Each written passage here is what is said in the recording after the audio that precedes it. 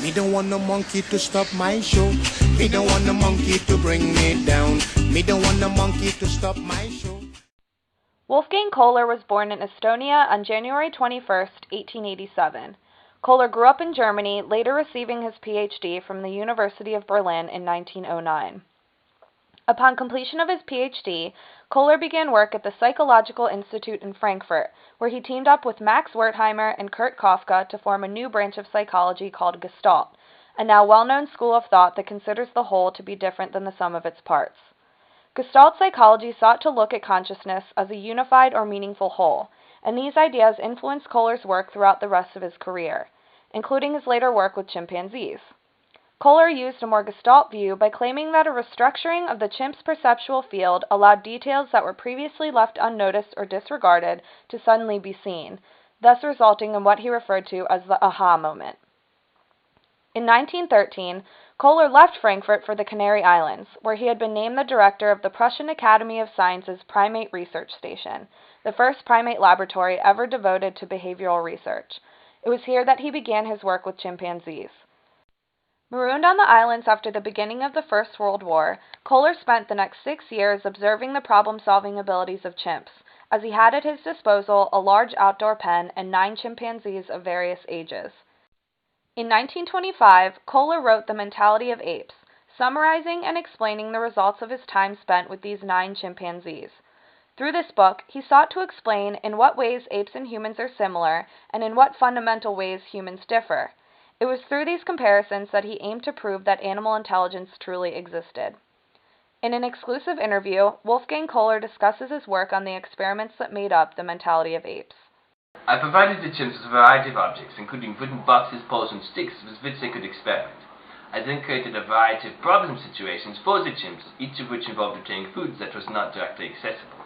I then observed the ability of the apes to solve problems through the application of insight and planning. My chief goal in these experiments was to show that the apes truly used insight, that their behavior was not governed by undetermined trial and error, and that their ability to come up with solutions to these problems was not due to chance. I could not have been more successful, and few can now safely doubt the intelligence of chimpanzees. Here are 2 clips displaying Kohler's research.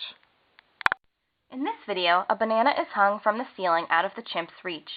There are a number of boxes inside the room, and after a number of unsuccessful attempts to reach the food, the chimps begin to organize the boxes and stack them on top of one another. They can then climb up the stack to reach the banana. In this video, a chimp is in his cage while a banana is placed outside of it. Inside the cage, there are 2 different sized bamboo sticks, but neither one of them is long enough to reach the banana. After a number of different attempts, the chimp inserts the thinner of the sticks into a larger one, making a longer tool.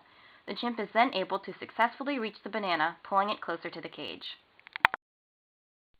So now that you have seen the videos of Kohler's chimpanzee insight studies, you may be asking yourself why this research was important to psychology. Kohler's research about the mentality of apes changed the way we looked at using animals to understand human behavior. Kohler tried to make others see that not all animals are dumb. The behavior of our ape relatives is very similar to human behavior and shows that they have thought processes that are more complex than we gave them credit for. It is obvious that chimps are behind humans in terms of intelligence, but it is important to view and understand the nature of the intelligent acts when they do occur. However, the idea that apes have advanced thinking capabilities was rejected at the time because of the work done by my predecessors, the behaviorists. Behaviorists like Edward Thorndike dismissed my idea of insight. Instead, Thorndike believes that the chimps were only able to solve problems through blind trial and error, or an association between a stimulus and a response, essentially claiming that the learning process of animals were dumb, and of course, I know that is incorrect. In turn, there was not a lot of positive publicity about Kohler's work. Sadly, his revolutionary ideas were rejected at the time of their conception due to the dominating ideas of behaviorism.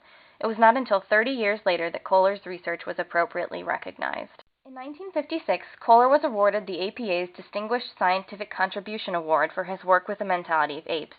After the academic world and the public gained respect for Kohler's work, a more cognitive view was adapted, especially with regards to comparative psychology.